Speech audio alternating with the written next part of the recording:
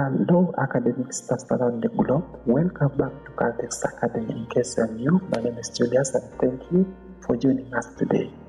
On our board we have a nice question here on geometry that says, Joy bends a wire into a triangular frame.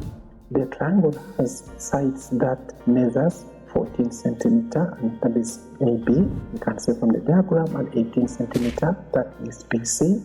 Lastly, 28 centimeter, that is AC.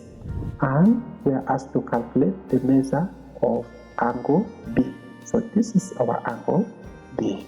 So at least if you know 3 sides and you are required to find an angle, then the technique we use here is to use cosine rule. A is the length that is opposite to angle A, and that is 18 centimeter.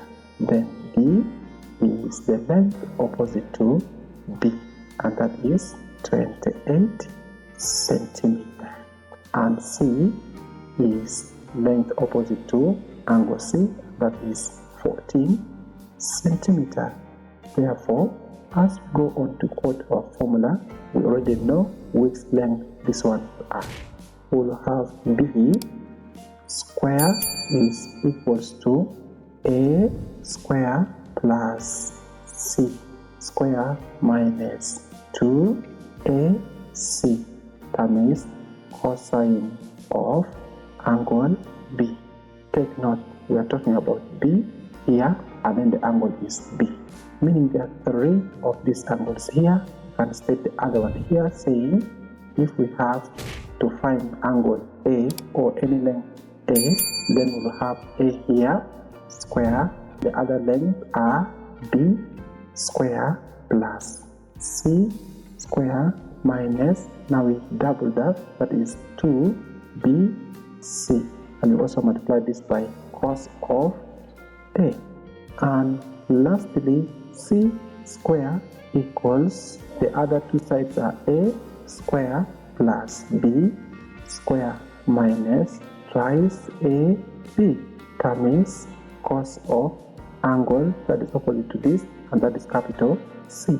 These are the 3 formulae we can use to find either angle or length of each of these individual sides. So now, since we are asked to find angle B, then the one we're going to use is this up here, and we have choice to either substitute directly before we continue working, or we can make cos B the subject. I think let's go ahead and do that and make our substitution later.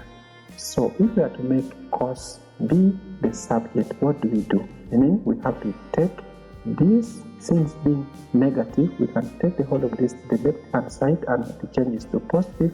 Then we have something like 2AC cos of B, and that is equals to A square plus C square minus our B square. And also remember, we need to make cos B as the subject, meaning we will divide everything by its coefficient, and the coefficient here is 2AC. So we can just leave it like that and bring to this side, where we combine this as numerator, A square plus C square minus B square, and this is divided by our 2AC. If we wish, we can have only B alone, and we have B as getting the inverse of this cosine, and we have cos inverse of, we can put all this inside this bracket here. And what is that inside that bracket? That is A square plus C square minus B square over 2AC. Now here we'll simply substitute the values and use our calculator to find the answer directly. So we have our B equals cos inverse of, let's maintain our bracket, our A is here, that is 18, and 18 must be squared, and we add this to value of C, and C is 14, so we have to square also 14 minus B, and B is 28 also squared, and we divide this by determines A, that is 18, and we multiply this also by C, and our C is 14. So we can move on and get a calculator and enter everything in order for us to get the value directly. And I think I need to remove this number before it, and it's a cos, so we can press shift for where cos is. To get first that inverse, we have to use this fraction for the numbers up here, and our first digit is 18 square.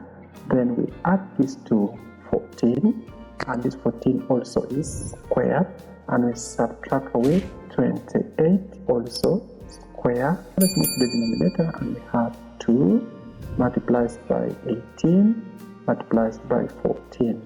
Now we are done with that, so we need to close up this bracket, and we are ready to see our answer, 121.588. So let's put it down here, 121 point, let's check once more, 215881358813. So we're gonna round this to another number of decimal places, maybe say to 1 decimal place. Therefore, when we round, we make mistakes, so we can use approximation sign, and we have 121 point. So when we round this, we get 1 here and add to our next digit to make 6, and this is degrees, and that is an obtuse angle, an angle greater than 90 degrees. Let's check our diagram to see whether it portrays an obtuse angle. So according to our diagram, yes, I think this one looks more than 90. So it is 121.6 degrees. If I've watched up to this point, thank you so much. If you have not yet subscribed to Caltex Academy, you can go ahead and use this 1 second to subscribe to Caltex Academy, and see you in my next upcoming video. Peace out.